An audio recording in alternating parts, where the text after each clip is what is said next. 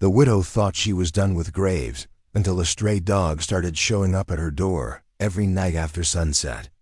No collar, no bark, just waiting. On the 7th night, it finally turned and ran, leading her deep into the woods where her late husband once vanished without a trace. There, at the edge of a frozen pond, it stopped, sat. Something beneath the ice shimmered like metal. A ring, a chain, a jawbone. She whispered his name, and the dog started digging. The question wasn't why the dog came. It was who sent it, and what it still wanted her to find. She hadn't touched the teacup since the morning they called it a natural death. A neat word, convenient. She still washed the cup every night, dried it with the same cloth, and set it upside down beside the sink. On the 3rd evening, when the snow hadn't yet crusted over, she noticed muddy paw prints on the porch, small, sharp, staggered like the thing had limped. No barking, no howl. Just the weight of something waiting. It returned the next night. She watched it from behind the curtain. A yellow-gray dog, too thin for the cold. Its ears stood but its eyes drooped, almost human. It didn't pace, didn't sit. Just stood there, looking at the door like it remembered something. She cracked the window. "Shoo," she whispered. The dog didn't move. Behind her, the house clicked in the quiet settling, shifting, like it had to learn how to be empty again. On the 6th night, she left a bowl of water. It didn't drink. 7 days after the funeral, the dog didn't come to the porch. It stood at the edge of the woods, barely visible, just past the broken fence. The wind pressed the branches against each other like old bones arguing. It turned once, slowly, waited. She put on his coat without realizing, still hanging where he left it, the torn receipt still in the pocket. 2 items, engine oil and a single matchbox. She never asked. Never will. The snow crunched beneath her as she followed, past the tree with the axe scar, past the swing that still creaked, though no one had touched it in years. Her boots sank in deeper than she remembered. She didn't bother calling for it. The dog led with purpose, not urgency. It stopped once to glance back, as if making sure she was still following. She didn't speak. Didn't ask where. There it was. The frozen pond, smaller now somehow. Or maybe just lonelier. It looked smoother than glass, a single sheet of morning. The last time she stood here was the night they found the glove. Only one. Always just the one. The dog reached the edge and began to scratch, not wildly, methodically, as though it knew where to dig. She took a step closer. The air tighter here, thicker. The first sound cracked through her, ice shifting, a groan from beneath, like the pond exhaled. And then something shimmered under the surface. Metal. She knelt, palmed the snow away. Her breath fogged the ice. A ring, still on a hand. Her own reflection twisted beneath the surface, part hers, part his. She blinked. The image. Didn single quotes. She whispered his name. Not loud, not even brave, just enough to summon the memory. And the dog stopped digging, sat, waited again. A locket hung around the hand's wrist, her grandmother's. She buried it with her sister, or thought she had. Her knees buckled. Her fingers gripped the cold so tightly they trembled. The silence was louder than a scream.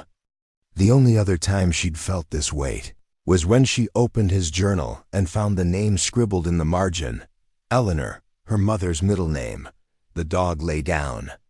Not like it was tired, but like it was finished. The sky darkened. She realized she hadn't brought a phone, no flashlight. Just the coat, the receipt. The name. Back then, there were 2 names on the missing persons report. One scratched out. She asked the sheriff why. He said, misfile, but she saw it.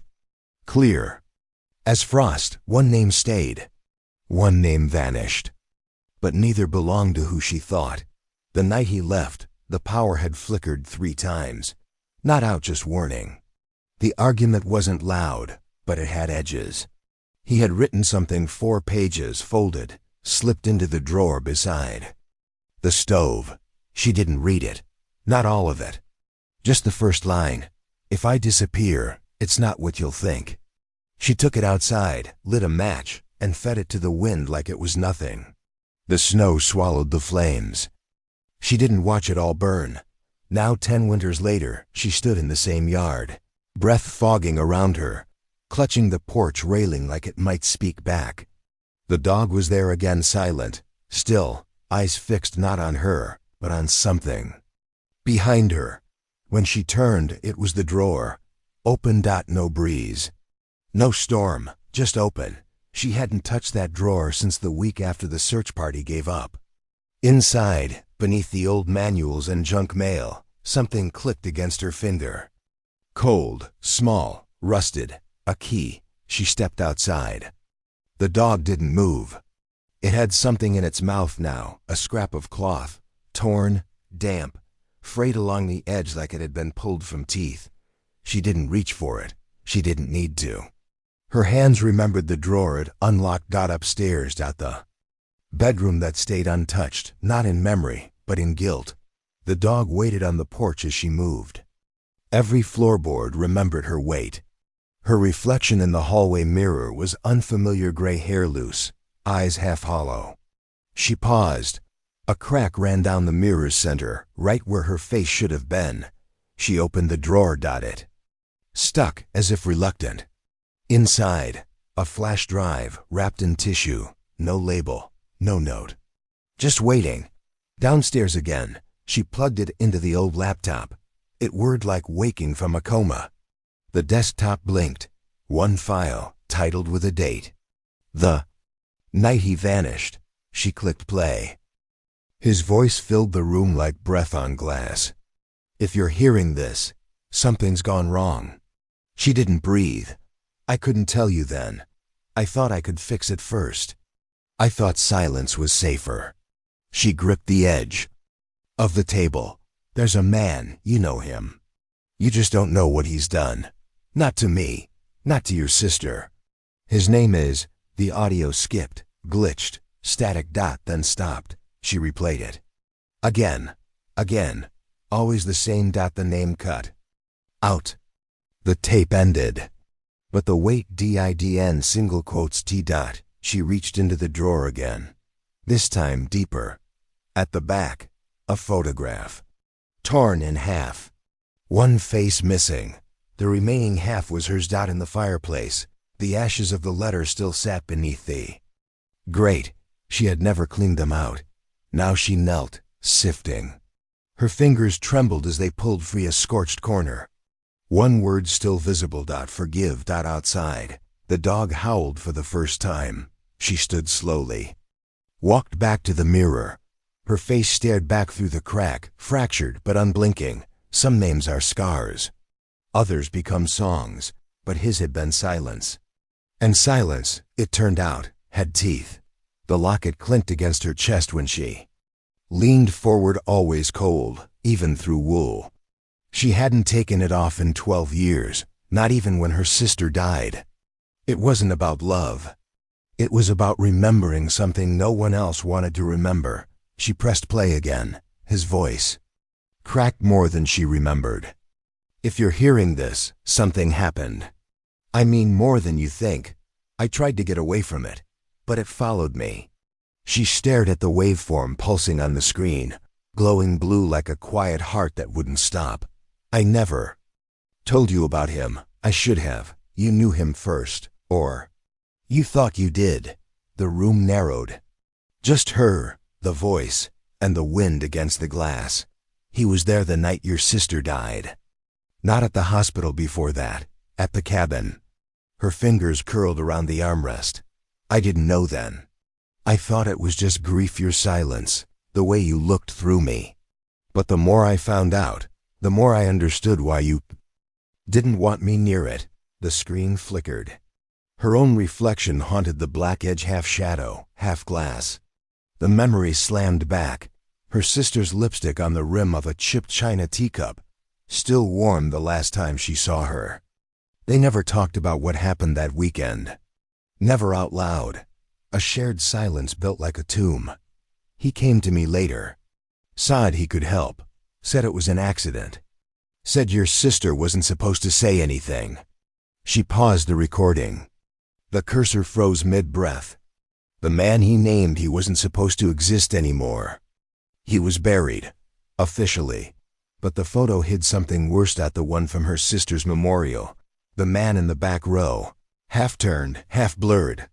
The man she thought was just someone from church. She'd torn it in half after the service.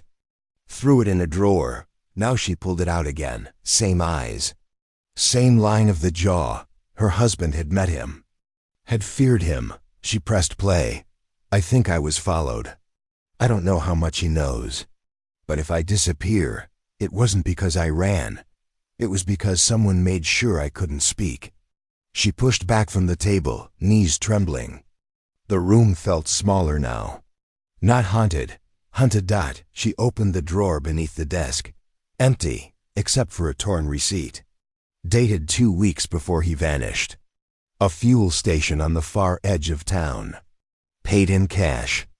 On the back, scribbled in ink so faint it was nearly dust. Tell her the truth. Even if it kills me. She thought she had buried him in memory. But some names don't rot. They root. Outside, the dog barked once sharp. A shadow moved across the snow. She snapped the laptop shut and pocketed the flash drive, her coat, her boots. Her breath hit the mirror again, fogging it. The crack running down its face split her reflection, perfectly in two. The man he named was already in the ground, or so she thought. The last time she saw him, Harlan, the ex-cop, he was folding a flag over a closed casket that didn't hold her husband. Just sandbags. Just lies. Now, years later, his porch light buzzed in the cold and cast a shadow twice as long behind the screen door. She didn't knock. She stared until he opened it himself. You always had a quiet kind of rage, he said, and you always knew more than you should. He stepped back to let her in, but she didn't move. Behind her, the dog waited in the snow like it had at the grave, not barking. Just watching. Just knowing. Look, I told everyone what I knew. She held up the flash drive.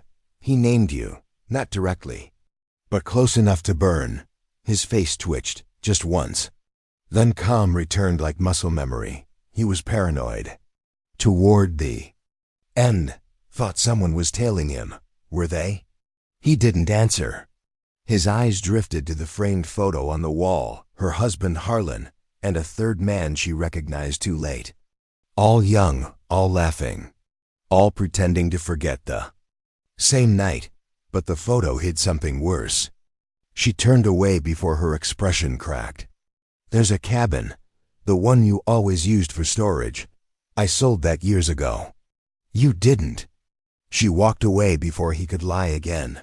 The trees remembered. They creaked like bones, shifting under snow. She found the cabin by instinct, not sight, half buried, half swallowed by branches. A window cracked just wide enough for a smaller woman, or a desperate one. She climbed through. Inside, dust, silence, and the scent of something electronic still breathing. A red light blinked on a small tape recorder. Not blinking, spinning. It was already recording. She didn't touch it. Table in the corner. Papers. Names. Her breath fogged the air as she stepped closer. There it was. Her name, beside it. Wife, witness, wildcard. Others followed her sister's name. The man from the photo. A few she didn't know. One she did. A woman from the hospital where her sister had been brought. Another from their church, once kind. Once suddenly gone. Then another. A name she hadn't spoken in 20 years. The one who used to sing her to sleep. Her mother. A torn receipt pinned beneath the list. It was hers. From a coffee shop she hadn't visited since the funeral. Dated. One day before her husband vanished. Her signature circled in red ink. She took the paper. Some names are scars, the voice whispered on the tape recorder. Others become songs. She spun toward the sound. It wasn't live. It had been left running.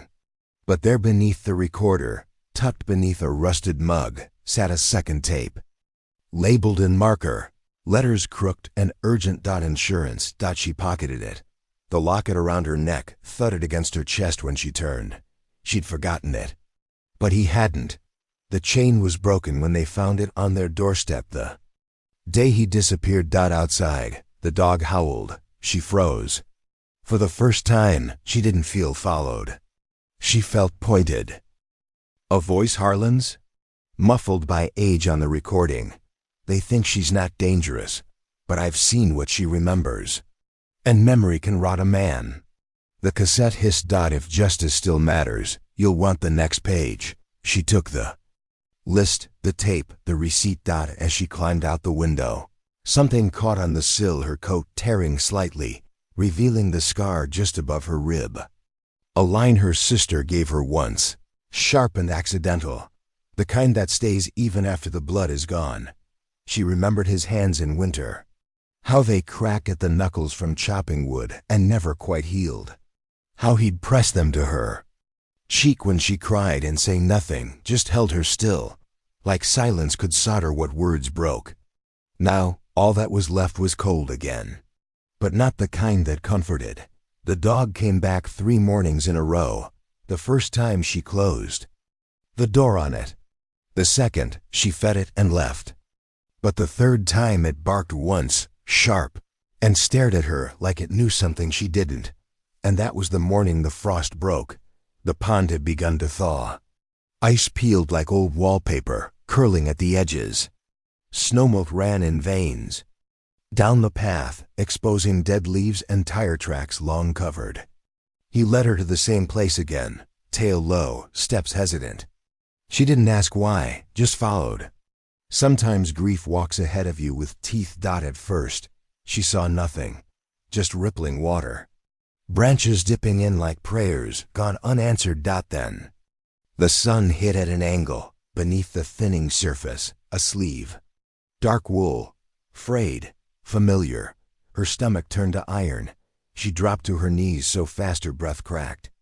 The dog whined, pacing behind her, then sat with its ears flat, as if even it understood that something here had been waiting. She didn't scream, just watched. Waited for the ice to do what it always does, give up the lie it held too long. The body floated close to the edge, face down. A ring still clung to the hand gold, etched with a date. Her breath caught on it. She'd memorized that ring the night he vanished, thumbed it in the dark like a prayer coin. Her husband, but something else was down there, tucked just beneath. The torso, half swallowed by mud, was a square of leather. A wallet. She used a branch to pry it free. It came loose easy.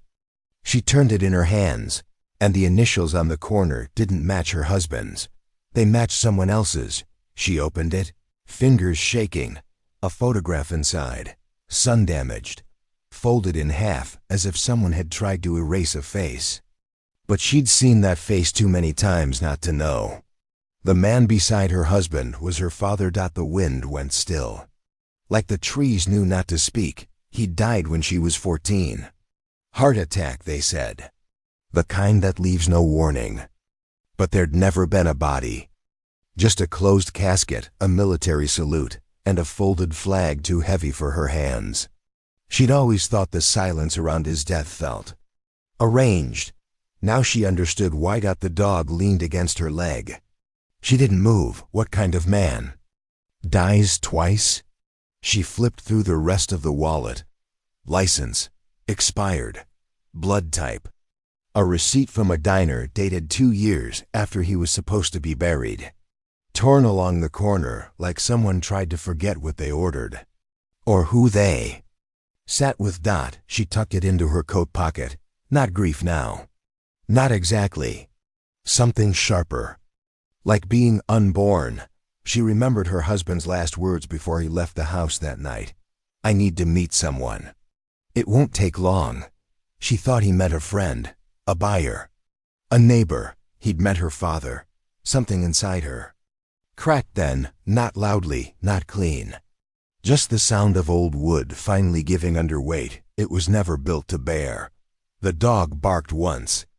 The body shifted in the water, and light caught the ring again. She closed her eyes. She hadn't just lost a husband 10 years ago.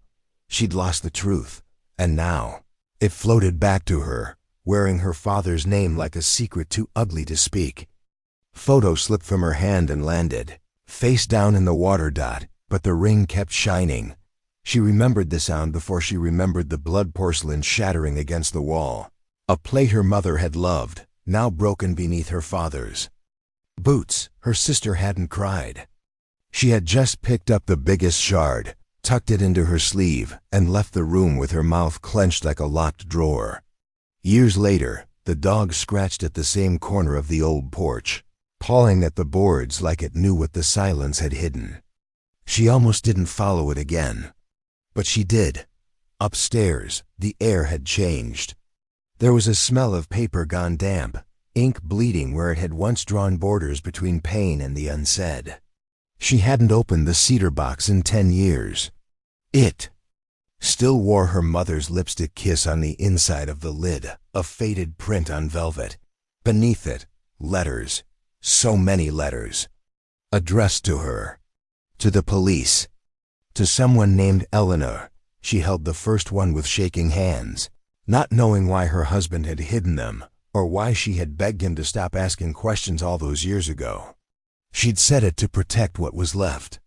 What was really left? The envelope crackled as she pulled the paper out, its fold marked by time and sweat.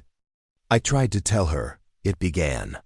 But she's scared of ghosts that still have bodies. His handwriting, always neat. Too neat. Like he had rehearsed each word before it ever touched the page. The dates were wrong.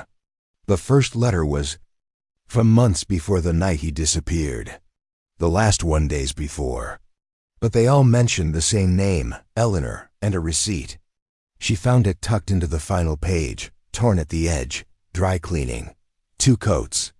1 children's size. But the photo hid something worse. It wasn't her father's violence that shook her. She had already made peace with that version of him, the shouting, the broken things, the silence afterward that swallowed her sister. Oh, no, it was the second letter, the one to the police. The one her husband never mailed. He had written about a child. A girl, not her sister. Someone else. Someone he believed had been hurt. He'd found a necklace. A locket with 2 photos. One of a woman she didn't know. And one of her father, young, smiling. She found that locket now, and the envelope marked Eleanor. It clicked open like a secret finally exhaled. The dog barked once, sharp and insistent from outside. A name she'd buried under guilt started to rise. Her shame unraveled into questions, each more hollow than the last. Had her silence, her request that he stop digging, been the thing that stopped him from leaving that pond alive? Had she protected a ghost? Or had she protected a lie? She couldn't survive knowing. The mirror showed her the truth. A crack ran down the center, dividing her face. She remembered slamming the door during an argument last winter. The mirror hadn't shattered, just split. Like everything else in this house, she opened the drawer beneath it and pulled out the torn photo. Her sister, her husband, and herself smiling at a summer barbecue. Only now did she see the shape in the background. A man with his back turned, her father. And just beyond him, a girl in braids watching. Watching with the kind of stillness that says, I know something you won't let me say. She traced the edge of the photo with her nail, then slipped it into the envelope with the letters. The locket followed. She sealed it shut. Frost had crept along the corners of the window, even though spring was near. Some winters don't end just because the calendar says so. If justice still matters, you'll want the next page. She walked out onto the porch, the dog waiting with something in its mouth. A scarf, red, her sister's, but older. Faded. The one she lost the week of the accident. She hadn't fallen from the tree like they said. She wrote one last letter that night. signed it with the truth. In the morning, she left it in the mailbox and turned to see the dog still digging beneath the swing. The same spot where her father used to smoke. The same spot her husband once found a loose board. She didn't stop it. She sat beside it, let her hands go into the dirt, and dug. She remembered the sound of the freezer door clicking shut. Summer 1996. Her mother had placed her hand over the latch and whispered, "Some things stay frozen for a reason." That silence had outlived 3 funerals and 1 marriage. But the lock broke today. The folder was heavier than it looked. Not by weight, but by what it knew. She didn't speak as she handed it to the officer. Just nodded once, like someone surrendering a child. The names, the timestamps, the voice memo of Eleanor sobbing. Her late husband's clipped tone asking about forged property deeds. The list of payments. The torn receipt, still speckled with mildew. It was all there. Every silence she had swallowed. When they came for Thomas, the old friend, the one who sent flowers after her husband disappeared, he didn't run. He looked straight at her from the back of the squad car, eyes blank, hands cuffed, suit wrinkled. But then, just before the door shut, he shook his head once. Not in denial, in grief. Like someone who had tried and failed to spare her.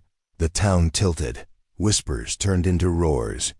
The man everyone claimed had vanished in debt was now a whistleblower, a threat. Her husband hadn't run. He'd reached too far into Thomas's pocket and gotten buried in cold concrete and stories. But the truth? It cracked like ice under too much weight. She waited in the sterile police station for hours. No cuffs. No shouting. Just a young detective reading from a will. Her husband had signed an insurance clause a year before dying. Clause that diverted funds to a woman named Eleanor if and only if the widow remained silent. Fraud, they said. Not enough to convict. Enough to question. She tried to speak, but her lips wouldn't form words. Her hands fidgeted with the locket around her neck inside. A picture of her wedding day and a square of her sister's baby blanket. Her guilt never knew where to settle. Outside, the wind bit harder than usual. Her boots crunched through gravel and slush. The town's Christmas lights were still up, pretending things were still warm. That hope hadn't frozen. She nearly missed the dog. It sat like it had always belonged there, just past the exit steps. Silent, unmoving. Watching. She exhaled low. "You again." The dog stood, barked once. Then padded forward and dropped something at her feet. A glove, faded red. Torn at the wrist. She knew it before she bent down. Her sister's found, dug up, delivered. The freeze inside her cracked in half. She picked it up with both hands, like it would fall apart if touched wrong. The smell hit her, first earth and mildew, and the sweet rot of time. She remembered the fight, the sound of her sister running. Her father's voice behind the door. And how no one ever opened it in time. She'd married a man who swore he'd dig for the truth. She made him promise not to. She had blood under her nails, too. The dog barked again, this time sharper, aimed toward the tree line. A trail of paw prints led back toward the woods. Same place the pond froze every winter. Same place the calls stopped coming. Same place the locket had been found years ago. She didn't follow yet. The torn photo was still in her pocket. Her husband's face ripped neatly beside hers. Eleanor's eyes staring out from behind them like she belonged. Maybe she did. The officer had said it wasn't over. That sealed boxes were still being reviewed. That a USB had been found in a shoe. But the photo hid something worse. Justice hadn't come with gavel or gun. It came with water, silence, and waiting. It came with barks. She looked back at the station one last time. Then down at the glove in her hand. It was small, too small to ever fit her. The dog had stopped barking. It waited now, head tilted, breath steaming in the cold. She didn't ask what it wanted. She already knew. She followed. She hadn't seen snow like this in years, soft, slanting, full of silence. When she was 9, She'd pressed a coin into the bark of a pine tree behind her grandmother's porch and told no one.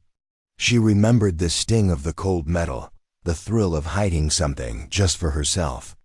Now 3 decades later, her hands clutched the steering wheel the same way, as if keeping something from slipping entirely.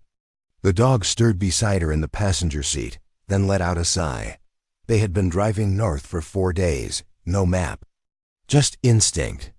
And the way it looked at her sometimes, as if waiting for her to remember something she'd never been told.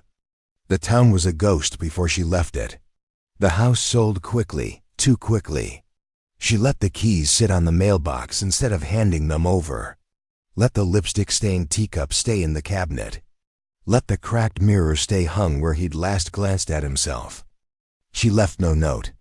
Only the scar on her shoulder, the one no one else had noticed, came with her. It was dusk when the trees thickened, when the road narrowed and the world turned hush-colored. The dog lifted its head, ears forward, and she slowed. A cabin blinked through the snowfall timber, slanted roof, chimney long dead. No lights, but not abandoned. The front steps had fresh indentations, dog-sized. She cut the engine. The dog jumped out first, tail still, ears alert. It didn't run. It walked, like it had been here before. The cabin door was unlocked. Of course it was inside. Everything felt paused mid-breath. A fireless hearth. A folded quilt on the armrest. A rusted kettle atop a silent stove. The air held something more than dust. It smelled like pine and ink and time. She turned slowly. There on the wall, photographs, not framed. Just pinned, as if someone needed to remember without being remembered. Her, at 19. Her, asleep on a porch swing. Her in rain, laughing, caught mid-blur. Photo she didn't know existed, but the photo hid something worse. Below the last one, a letter.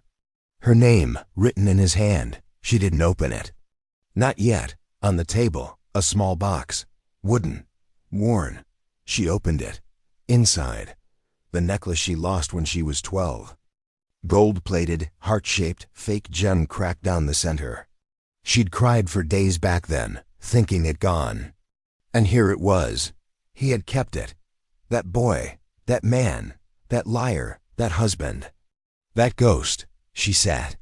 The dog laid at her feet and didn't move. In the corner, a pair of boots. His size, mud dried around the solace. A folded receipt half tucked in, one dated 3 years ago. He'd been here. Long after they'd declared him dead. Heartbeat skipped. She stood, opened the back door. Stepped. Into the snowlight. The trees didn't move. The stars were too still. He built this for her.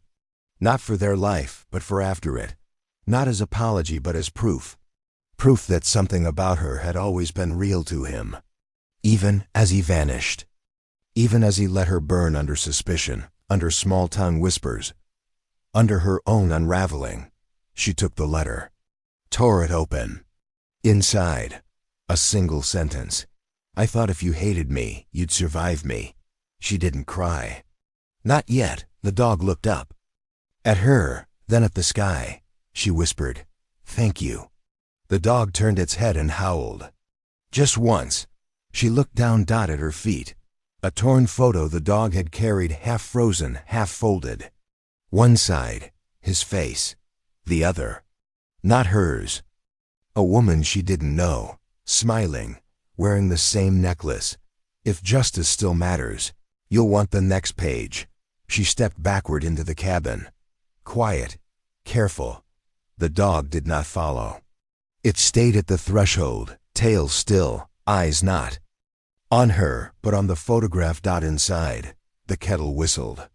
No one had lit the stove. And on the floor beneath the pinned photos, a second locket, closed, unclaimed, identical. The boy raised his hand slowly, nervous, like he was touching something sacred. Miss Langley, your hand, that scar, what happened?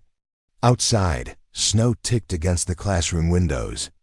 Inside, the radiator hissed like breath through teeth.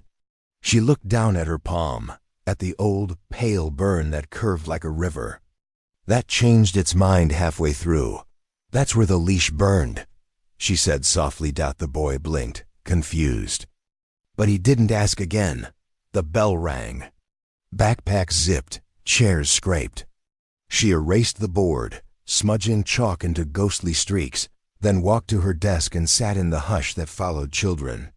The silence after the storm. 10 winters had passed since the dog died. She buried him on the ridge, wrapped in the flannel shirt he always tried to steal when she left it on the porch rail. The shirt was still there that morning, wind-tossed, forgotten until it wasn't.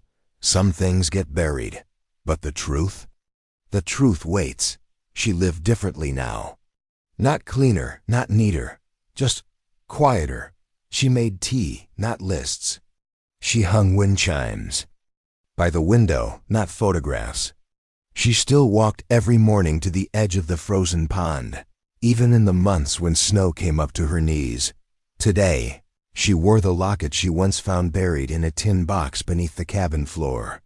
Her face on one side, his handwriting so small it trembled on the other.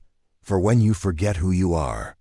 It clicked softly as she opened it, closed it, opened it again. Heartbeat. In town, people still spoke his name with a curious softness, like something unfinished. Most had forgiven him, some had never blamed him.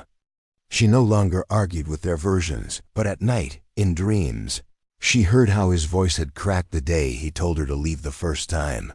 He'd shouted about noise, about peace.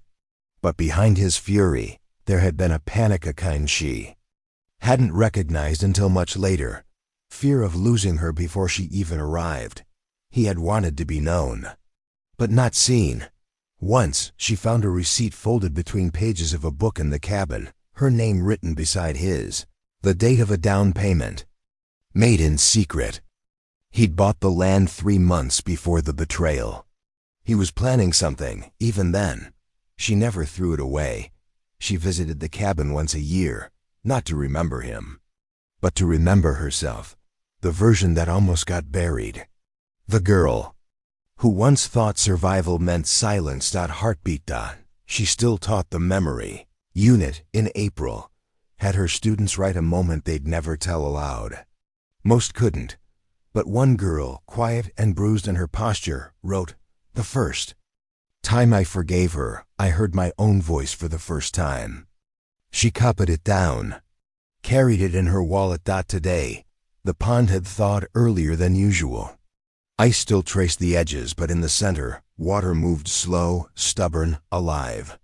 She stood at its edge, leash in hand, though there was no dog to clip. It to wind touched her hair. Some names are scars, others become songs. She closed her eyes. She wasn't waiting anymore. Not for him. Not for apologies that never came. Not even for answers.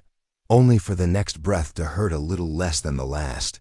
A bird landed on the water. Something small. Something ordinary. She watched it drift and felt, for the first time in a decade, the weight of the leash begin to lift. She opened her hand. The leather unraveled. Fell. And the wind did not stop it.